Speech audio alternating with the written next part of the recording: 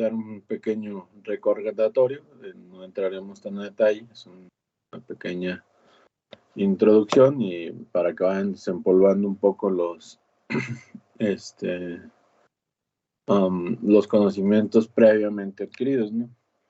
Dentro de las etapas que es de suma importancia, o más bien que nosotros debemos de considerar bastante, es la adquisición y el acondicionamiento de las señales. ¿Para qué? Pues para poder obtener la información de la variable física que deseamos, ¿no? Eso es bastante importante.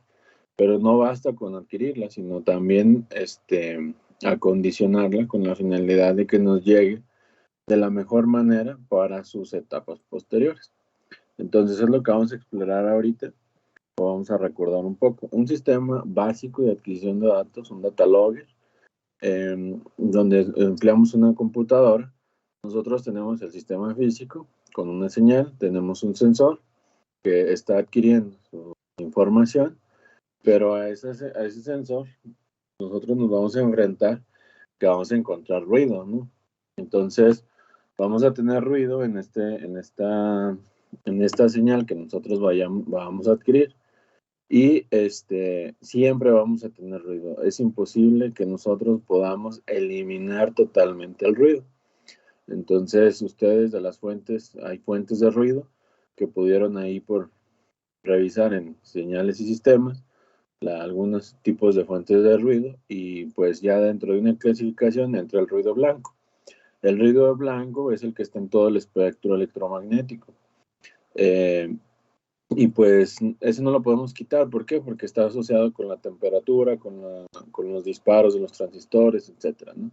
Pero principalmente con la temperatura y con el ambiente.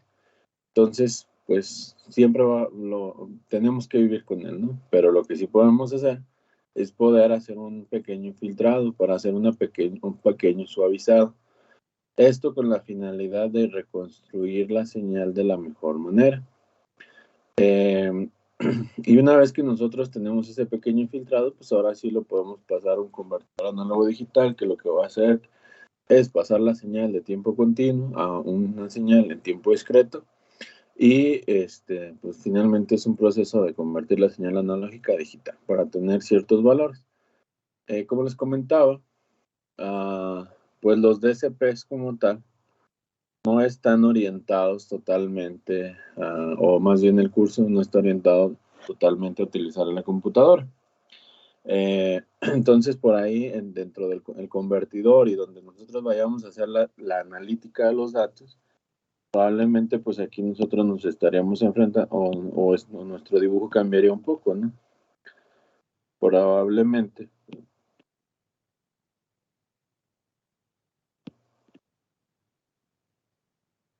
Esa etapa pues estaría en nuestro DSP.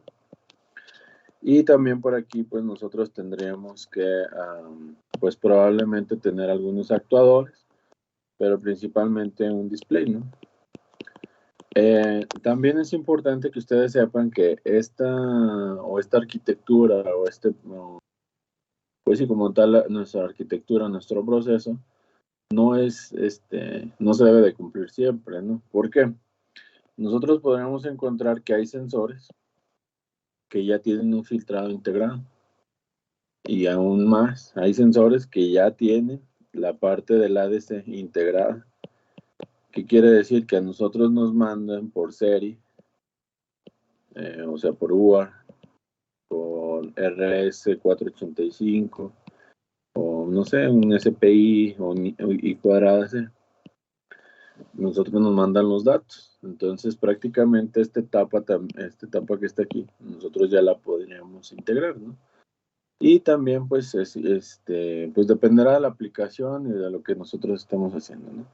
¿Qué es lo que se busca actualmente con esto? Lo que buscamos, obviamente dependerá de la aplicación, pero principalmente se busca que sean o las bondades de la tecnología nos permiten que estos sistemas sean reutilizables. Al ser reprogramables, los podemos utilizar en uno y en otra área, ¿no? Si nosotros tenemos un instrumento de adquisición de datos genérico, pues podríamos hasta cierto punto utilizarlo en muchos lados, ¿no? De hecho, es algo que hace en lo que está enfocado Labview, ¿no?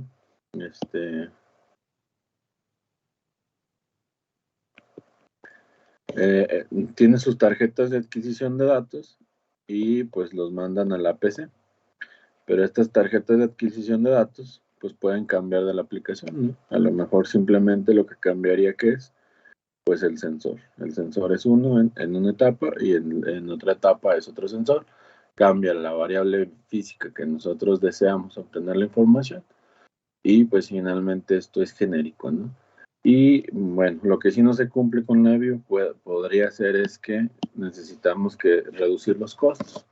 Probablemente ahí es algo costoso, obviamente dependerá del bolsillo de la persona que lo esté implementando, pero lo que sí se busca es que estos dispositivos, estas tarjetas, las hagamos a bajo costo, ¿no? Hasta aquí no sé si ustedes tengan dudas, comentarios. Bueno, avanzamos. Creo que está bueno. Como les comentaba, estas etapas no se deben de cumplir. De hecho, ustedes se darán cuenta, por aquí pues nosotros tenemos nuestro sensor, ¿no?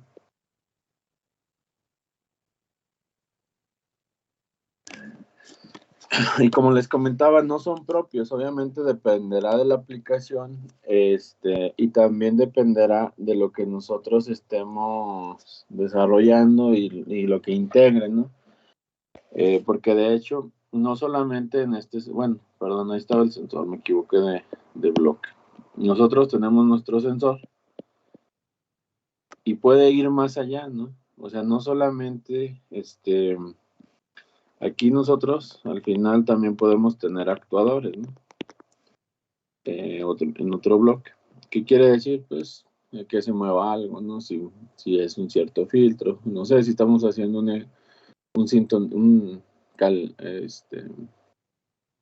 se me fue, para calibrar la guitarra, probablemente pues prenda en verde, ¿no? Un poquito. Pues eso es algo de visualización, o suena algo, pues puede ser un actuador, porque finalmente estamos moviendo la bocina. Pero dependiendo de la aplicación, nosotros nos podemos encontrar ciertas etapas. O sea, no tiene que seguir este flujo siempre. Hay otro tipo de etapas, ¿no? También podemos tener actuadores. Aquí es donde entran lo que vienen siendo los MEMS. ¿Alguien sabe qué son MEMS? ¿Los ha escuchado?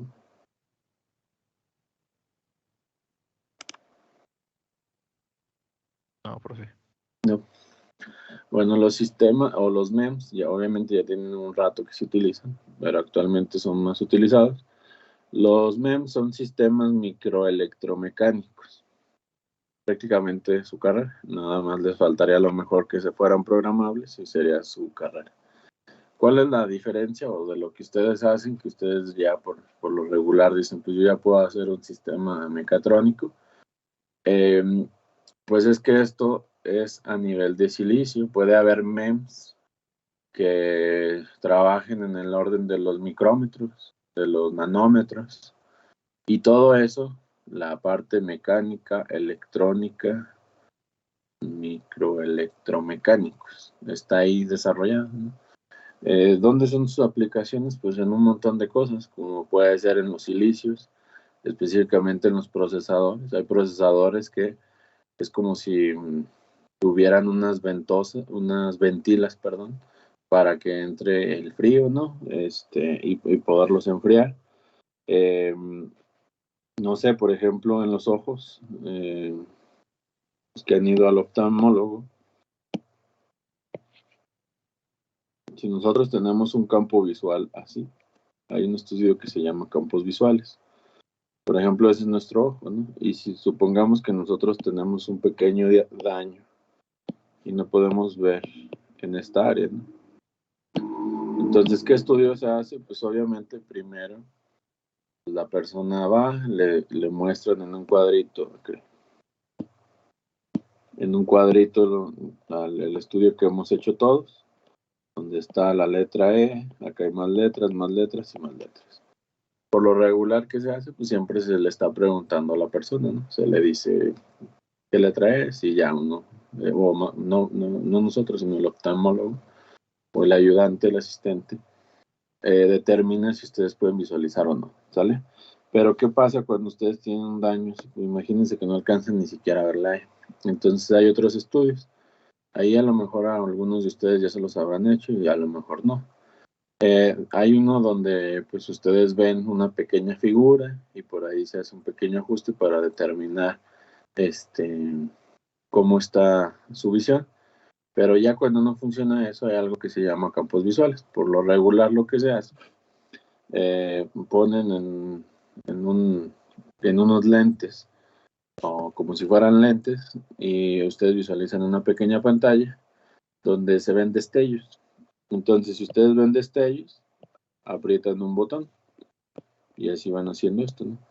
Entonces, pues hay destellos, ven le aprietan el botón y así, ¿no?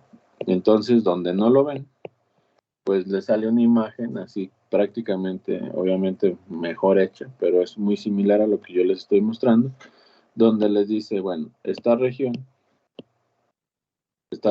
es donde ustedes sí ven y aquí no lo ven. Y pues ahí se ve una región afectada y ya pues obviamente los especialistas sabrán qué hacer, qué se puede hacer, qué no se puede hacer.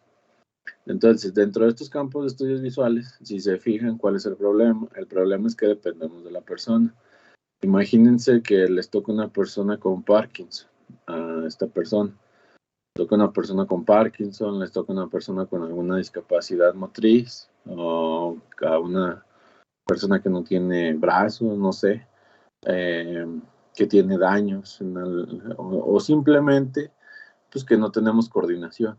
Entonces, eh, pues es muy difícil, ¿no? Entonces, en los MEMS, pues hay personas que se dedican a utilizar este tipo de MEMS como unas pequeñas mallas. ¿Qué quiere decir? Independientemente de que ustedes puedan o no apretar el botón, aquí hay sistemas microelectromecánicos que le permiten indicar a otro sistema mayor para su visualización que hubo alguna sensibilidad, entonces sin depender de la persona. Pero lo que quería que vieran es que son sistemas muy pequeños que se utilizan.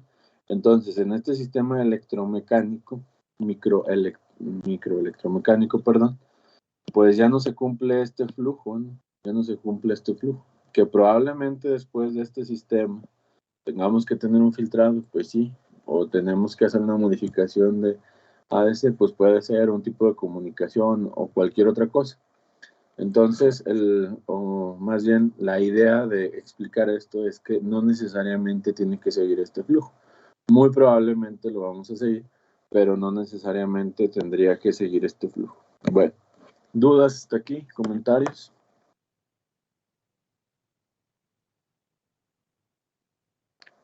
Por mi parte no, profesor. Bueno, continuamos.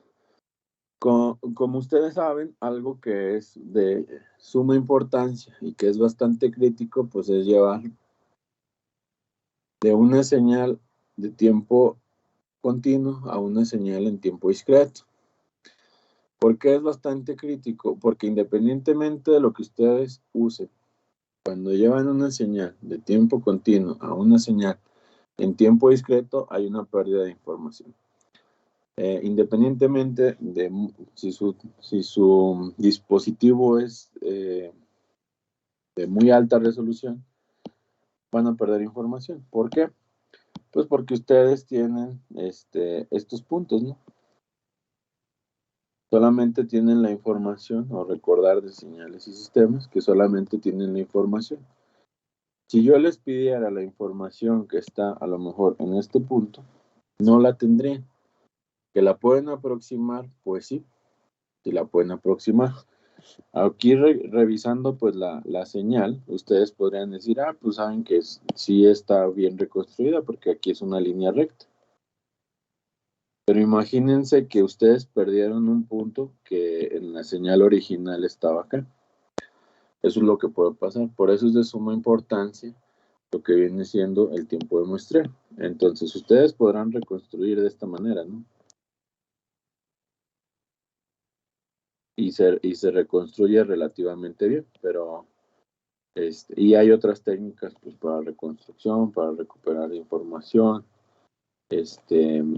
pero siempre, independientemente, vamos a tener una pérdida de información en esos puntos donde no hubo muestra, que obviamente pues en ocasiones pues prácticamente es como si no lo hubiéramos perdido, pero de todas formas, el hecho de pasarla de tiempo continuo a tiempo discreto, siempre vamos a perder información. Entonces ahí es donde toma importancia que nuestros dispositivos tengan la capacidad de poder recuperar, reconstruir, y en este caso pues lo vemos como un sensado, las señales que están en nuestro entorno, ¿no? Entonces ahí es donde realmente nos interesa bastante que nuestros instrumentos, nuestro sistema, sea lo suficientemente rápido para que tenga la capacidad de procesar toda esta información. Porque una cosa es censar, pero todavía hay que recordar que pues, nos falta almacenar, o nos falta hacerle una analítica, o nos falta hacer cualquier otra cosa. Entonces, todos esos son tareas, son consumos de tiempo que ustedes tienen que considerar dentro de su sistema de procesamiento. Entonces, pues aquí es donde hay ciertas cosas donde lo que vimos que los DCPs podrían hacer trabajo en paralelo, o hay algunas tareas donde se tiene un acelerador, toman bastante importancia, ¿no? Para nosotros poder reconstruir o poder hacer otras cosas, otra analítica, sin perder tanta información. Entonces, pues la importancia del muestreo es esa, recuperar la información, y actualmente la tecnología ha permitido que se reduzcan bastante los costos, ¿no? Antes, no sé, hace unos 10 años, a lo mejor ver un convertidor análogo de 32 bits era bastante complicado. No, permítame, me dan un minuto, no me tardo.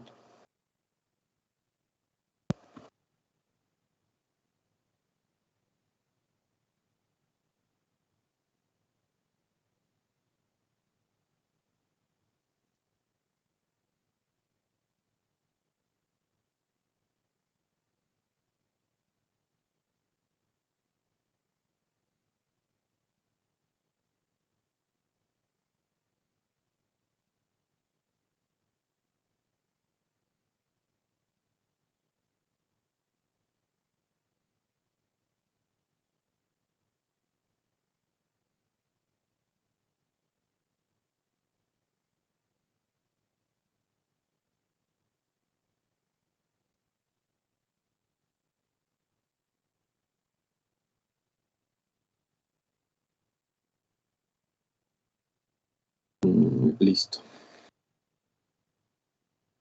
Bueno, la tecnología actualmente ha avanzado tanto que a lo mejor ahorita nosotros podemos encontrar un ADC de 16, de 14, de 12, a un precio muy, muy económico, ¿no? A lo mejor antes, hace 10 años, los podíamos encontrar, pero a unos precios muy elevados, a lo mejor unos 10, 20 veces el costo de lo que actualmente los podemos encontrar, perdón. Bueno, te lo borro. Entonces, ¿por qué es la importancia de tener un sistema de adquisición de datos muy rápido? Pues para que no nos pase lo que viene siendo el efecto Allen, y tratar de utilizar el teorema de Nyquist. Por lo regular, ¿qué nos dice este teorema? Pues nos dice que nosotros deberíamos de muestrar al menos 2 veces la frecuencia de la señal que estamos muestrando. Pero ojo, eso no quiere decir que con eso es suficiente. ¿Por qué? Si estamos en el límite, si se fijan, esta es mi señal. Y esta es la señal que yo voy a recuperar con 2 veces la frecuencia, con una frecuencia al doble. Lo que nos dice ese criterio es que de esa manera nosotros vamos a obtener a la salida la misma frecuencia. O sea, tenemos la frecuencia original y a la salida vamos a tener la misma frecuencia de la señal. Pero no quiere decir que vayamos a tener toda la información de la señal. Entonces, Muchas veces, pues no es suficiente aunque sea el doble, ¿no? Pues de hecho aquí podemos ver que nosotros tenemos una señal sinusoidal y lo que vamos a tener, bueno, obviamente si es la misma frecuencia, pues vamos a tener una señal continua, una señal prácticamente en corriente directa. Si es dos veces la frecuencia, pues lo que podamos tener, si bien es la misma frecuencia, lo que vamos a tener es que pues no se parece, vamos a tener una señal cuadrada, perdón, triangular, y en la original era una sinusoidal. Y pues ya, si de ahí, pues partimos otra, o no tenemos la suficiente capacidad para llegar al doble, pues también vamos a tener ahí algunos problemas, ¿no?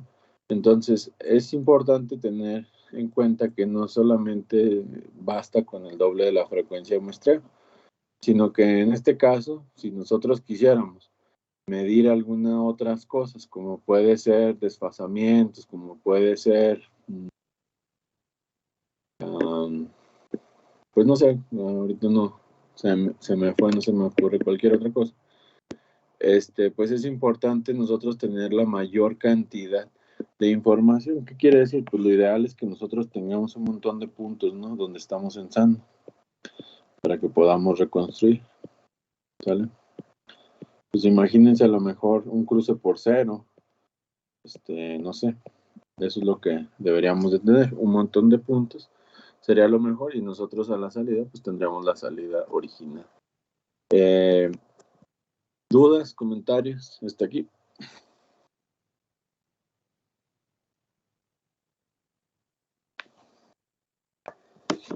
Bueno.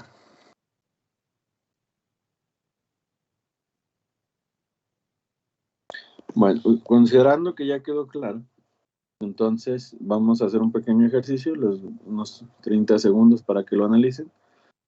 Considerar una señal triangular con una frecuencia de 1100 Hz. ¿Cuál sería la frecuencia de muestreo que usted considera que es la mejor opción para recuperar la señal? Les doy unos 30 segundos y ahorita vemos cuál es la respuesta, ¿no?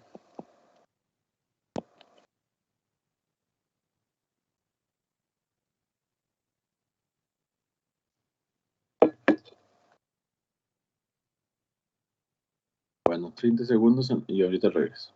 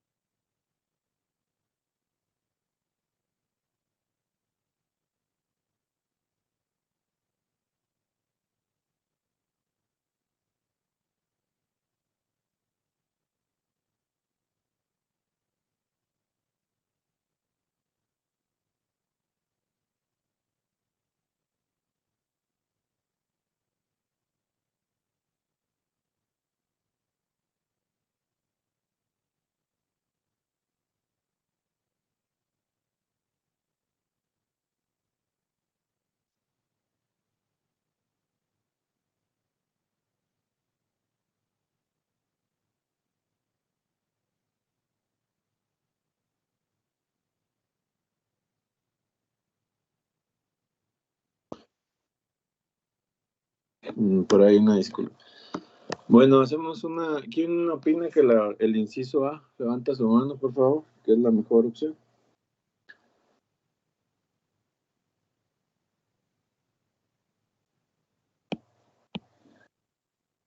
Hay dos. Bueno, más. Déjenme ver. 4, ¿no?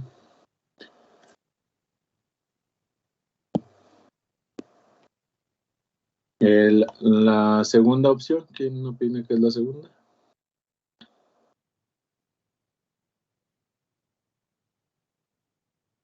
Profe, yo quiero cambiar de la A a la B. Entonces le ponemos 3 y en la B ponemos 10. En la C, ¿quién opina que es la C?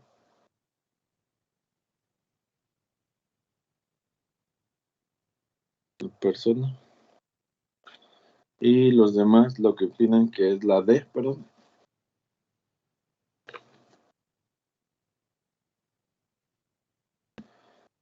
Bueno, bastantes comentarios divididos. Bueno. ¿Cuál es la respuesta correcta? La respuesta correcta es la D.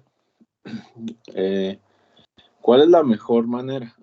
No quiere decir cuál es suficiente. Es lo que yo les comentaba, ¿no? Tenemos esta señal. Imagínense ahora que esta es la frecuencia que yo les comentaba, ¿no? La de 1100 Hz. Entonces, si yo muestreo a 1000 kilos, pues quiere decir que va a tener muchos puntos, voy a tener más puntos. Si yo muestreo a 1 kilo, pues de hecho ni siquiera voy a alcanzar a tener esto. Voy a tener algo similar, no sé, podría ser como esto, y después a lo mejor la siguiente ya no sería aquí, sino un poco más acá. Bueno, para que no sea en línea, a lo mejor un poco más acá, y luego se va a ir retrasando. Entonces, el muestreo no sería correcto en la primera porque ni siquiera alcanzamos la frecuencia. Mientras más puntos, es mejor. Entonces, aquí la respuesta correcta debería de ser la mayor frecuencia, ¿vale? Bueno, entonces ahora, con la siguiente, vamos a ver si queda claro. Consideramos la misma señal, pero ahora vamos a determinar cuál es la frecuencia mínima con la que podríamos recuperar la señal de una manera eficiente, o sea, de una manera donde parezca sinusoidal, pero cuál sería la menor frecuencia de las que están ahí. Entonces sería el inciso A, el B, el C y el D. Por ahí les doy unos 30 segundos en lo que la analizan, ¿no?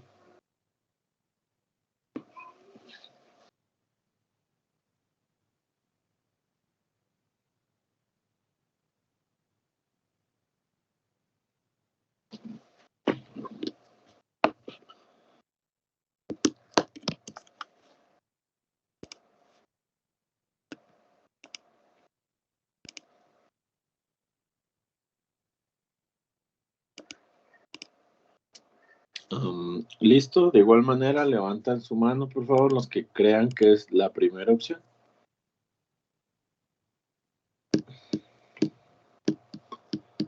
Okay. La segunda, el inciso B.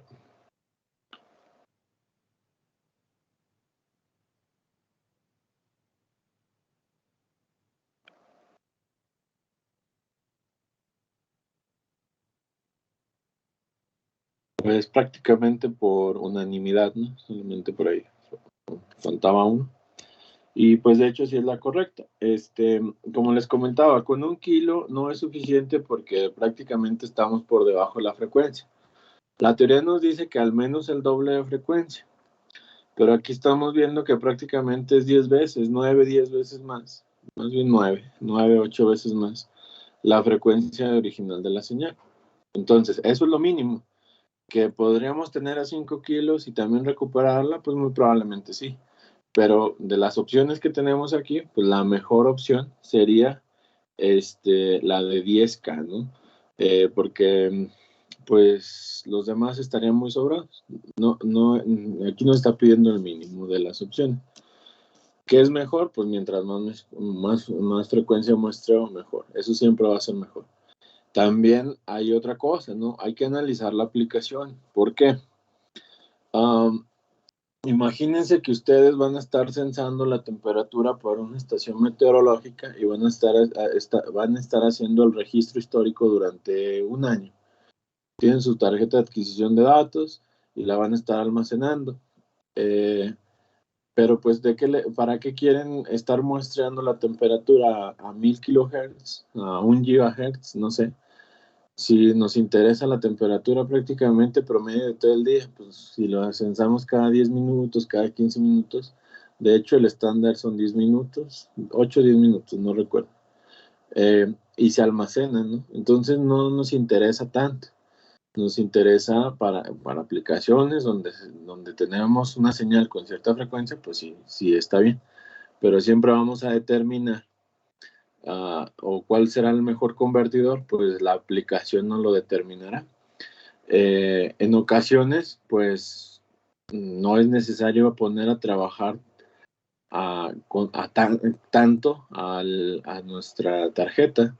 Si para nosotros es suficiente con 10 kilohertz, 1 kilohertz, dependerá ahora sí de las necesidades, ¿no?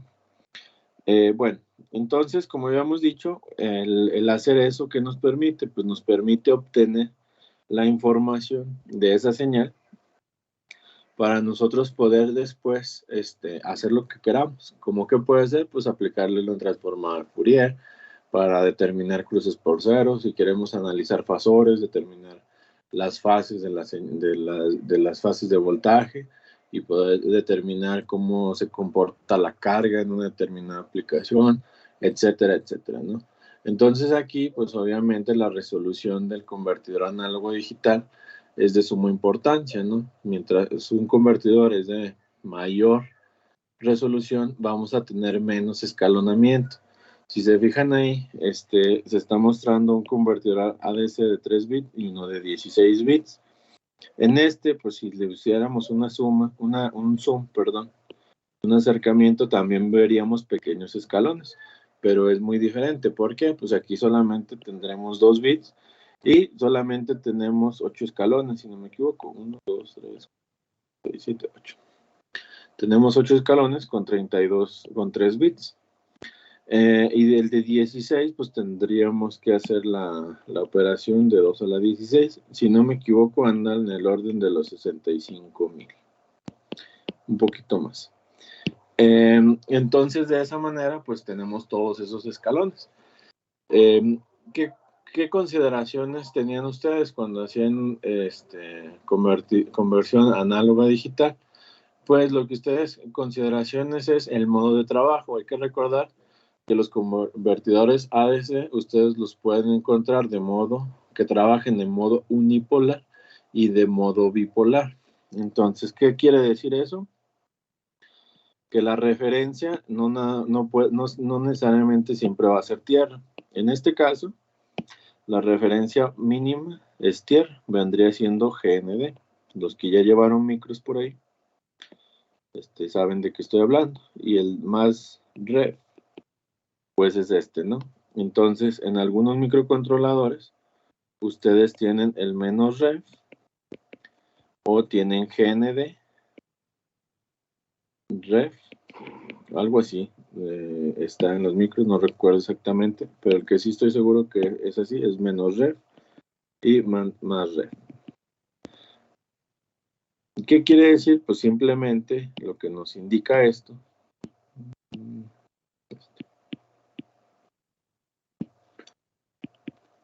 que nosotros podemos trabajar con valores negativos. Ese es el modo bipolar y el unipolar es en ¿no? La resolución no cambia, pero el modo sí cambia, ¿no? Entonces, para desempolvar un poquito lo que ustedes ya han revisado anteriormente, vamos a obtener, o ustedes más bien, les voy a dar un lapso de a lo mejor unos 5 minutos, y van a realizar el cálculo de un convertidor análogo digital de 16 bits. Van a calcular la resolución. ¿Qué quiere decir? Van a calcular de cuántos son las distancias de este brinco, de un brinco, pues. de 16 de 3 bits, considerándolo en su modo unipolar, o sea, de 0 a 5. Aquí no serían 10, sino serían 5 volts, o más 5 y menos 5 volts. Nada más para recordar un poquito lo que ya han hecho, ¿no? Entonces les doy un lapso de unos 5 minutos y revisamos sus resultados, ¿no?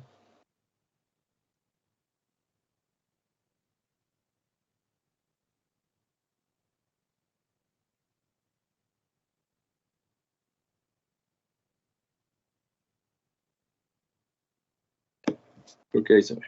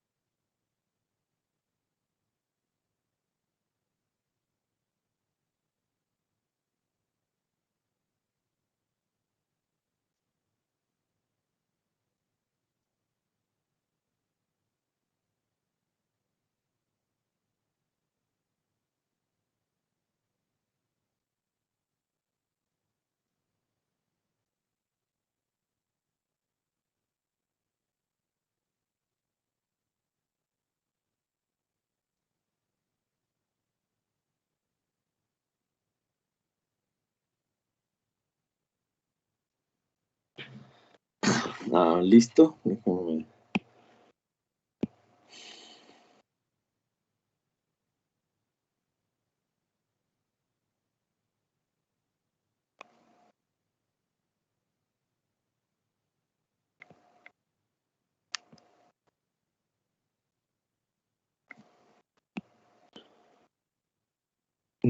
¿Alguien que quisiera participar? ¿Cuánto es la sensibilidad que les dio o qué cambios detecta el ADC de 16?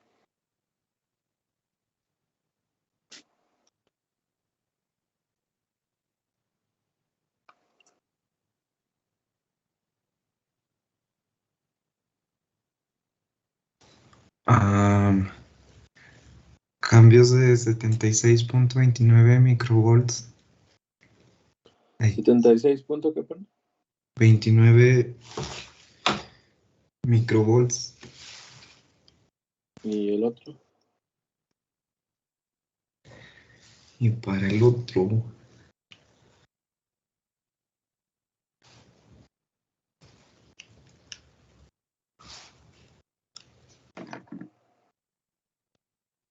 Sí, ¿no? 150. Ajá, sí. Prácticamente es el doble. Bueno, no prácticamente, debería ser el doble. Para el de 3. 714.28 milivolts.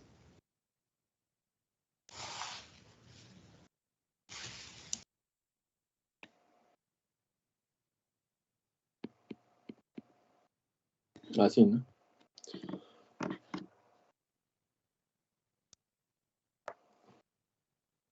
¿Alguien que le haya dado algo diferente? A mí me dio 625 milivolts en el unipolar y en el bipolar 1.25.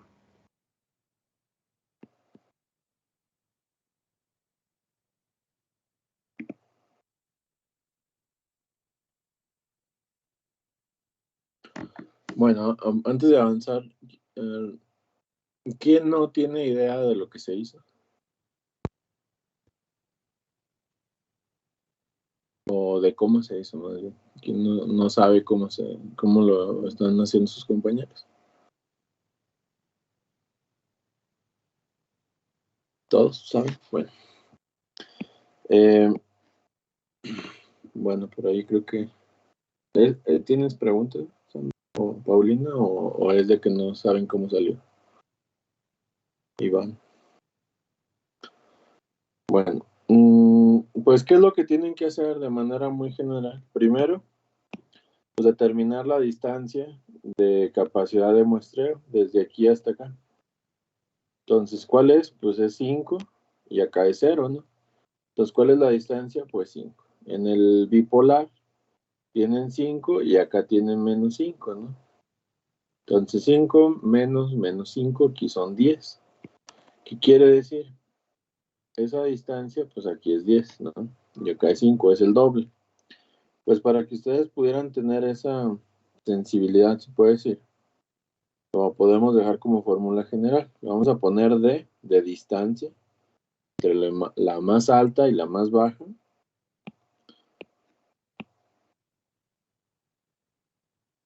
Y eso lo van a multiplicar por 1 sobre 2 sobre la resolución del ADC. ¿Qué quiere decir? Vamos a hacer un pequeño ejercicio ahí. Entonces, para el ADC de 3 en el modo unipolar, sería 5 por 1 sobre 2 a la 3. ¿Eso cuánto nos daría? Si no me equivoco, si no me falla, debería de ser la de esta, ¿no? Esta que está aquí. No sé si lo pueden revisar ahí con su calculador.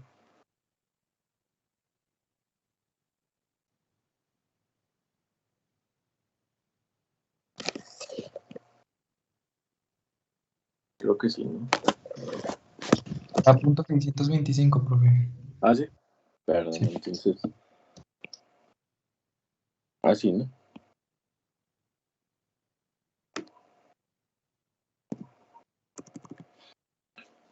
Ah, pues sí, debe dar 5 entre 8. 625. Pues en el bipolar que cambia, pues simplemente en lugar de 5, pues hay que poner 10. Pues realmente es el doble, ¿no? Entonces es este. Ahora, si nosotros queremos trabajar con el de 16, pues simplemente el 3 se cambia por un 16 acá. Y también hacemos el mismo cálculo, 5 y 10. Entonces con 5 de este, creo que sí me acuerdo que da como los 76. Entonces creo que sí está bien, ¿no? No sé si por ahí me pudieran confirmar.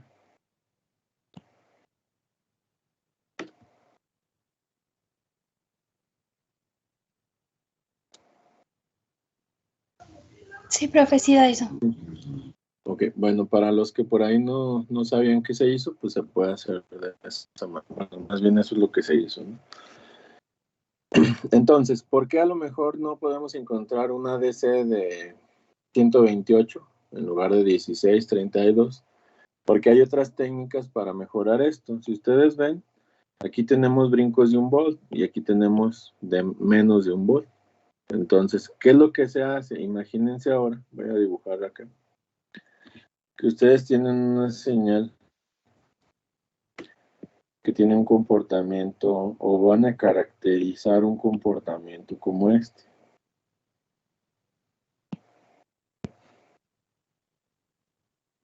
¿Sale? Imagínense que así se comporta un sensor. El sensor les mide desde 1000 grados centígrados hasta que puede ir más abajo. A lo mejor menos 60 grados centígrados. Pues obviamente su convertidor análogo digital tendrá por ahí algo, ¿no? Que ustedes puedan hacer, determinar esa relación. Pero imagínense que lo que tienen ustedes es que acá arriba son 10 y acá abajo son menos 10. Entonces es una distancia de 20 volts desde aquí hasta acá, ¿no? Pero ¿qué se hace para mejorar la resolución? Si nosotros sabemos lo que nos interesa, nosotros podemos hacer o crear una pequeña ventana. Esa pequeña ventana, imagínense que aquí en esta ventana está la temperatura deseada, pues a lo mejor aquí nosotros vamos a tener un voltaje desde 5 a 6.5, por poner un ejemplo. Entonces nuestra distancia es 1.5 volts. Y con un convertidor análogo digital de 12, de 16, de 32, pues tenemos una sensibilidad mucho mayor. Entonces ese tipo de técnicas también se pueden utilizar para aumentar la resolución de lo que nosotros estamos tratando de caracterizar, o en este caso medir, ¿no? Entonces, esas también son técnicas muy utilizadas, hacer una linealización, o hacer una pequeña ventana también en el comportamiento, para nosotros poder nada más tener que estar muestrando eso, ¿no? La linealización se hace para nosotros poder hacer una aproximación a la curva. Ahí parece que tiene un comportamiento lineal eso que dibuje. Bueno, hasta aquí dudas, comentarios, sugerencias. ¿No? Bueno, lo que sigue, esto ya les toca a ustedes. Lo que van a hacer es realizar una pequeña investigación. Puede ser en parejas, donde van a hacer una clasificación de las fuentes de ruido. Esto pues relativamente sencillo porque la clasificación y las fuentes de ruido las vieron en señales y sistemas, o a una materia que se llama por ahí teoría de comunicaciones y señales, algo así. Ahí vienen las fuentes de ruido. No hay que entregar nada, simplemente hay que tenerlas listas para que la siguiente clase vamos a ver las fuentes de ruido, y por ahí se les puede preguntar de manera aleatoria que muestren su listado. Eso se tomaría como participación, pero como tal un documento, portada y eso no se va a entregar, simplemente hacer una pequeña investigación. También hay que hacer una instalación de Git y una creación de cuenta en GitHub. Después de eso, o eso se van a llevar de tarea, hay que solicitar la licencia de MATLAB. Todos tenemos acceso con el correo institucional. Y también la instalación de STM32, bueno, del ID de la tarjeta que vamos a utilizar. ¿El Git para qué es? Lo voy a utilizar para que ahí suban su código y yo pueda revisar su código de esa manera. ¿Ustedes conocen Git o utilizan Git?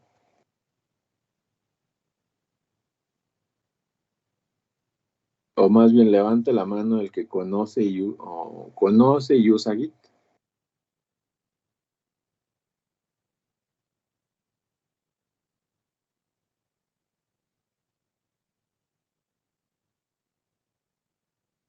Pues prácticamente es la mayoría, ¿no? Entonces, de igual manera, por ahí damos algo muy ligero, un repaso muy ligero para los que no lo conocen, pero es necesario que tengan instalado Git. Así le ponen en Google y así sale, ¿no? Y crear una cuenta en GitHub. ¿Dudas, comentarios sobre lo que se va a dejar de actividad? Eso es lo que se va a hacer en el resto de la clase, lo que se van a llevar de tarea. Prácticamente esto sería toda mi parte. Si alguien quiere estar conectado, pues lo puede hacer. Y si se quieren conectar, también no tengo ningún problema. ¿Dudas, comentarios?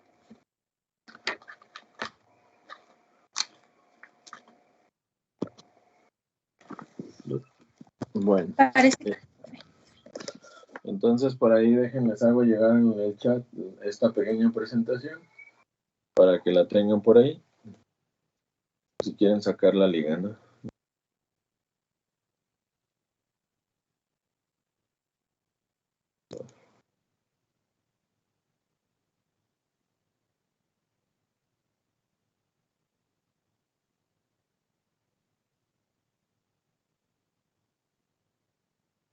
Listo, por ahí ya debería de aparecerles en el chat.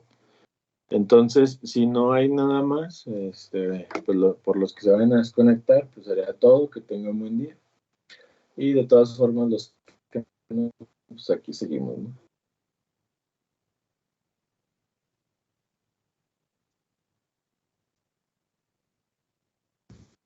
Gracias, profe. Bueno.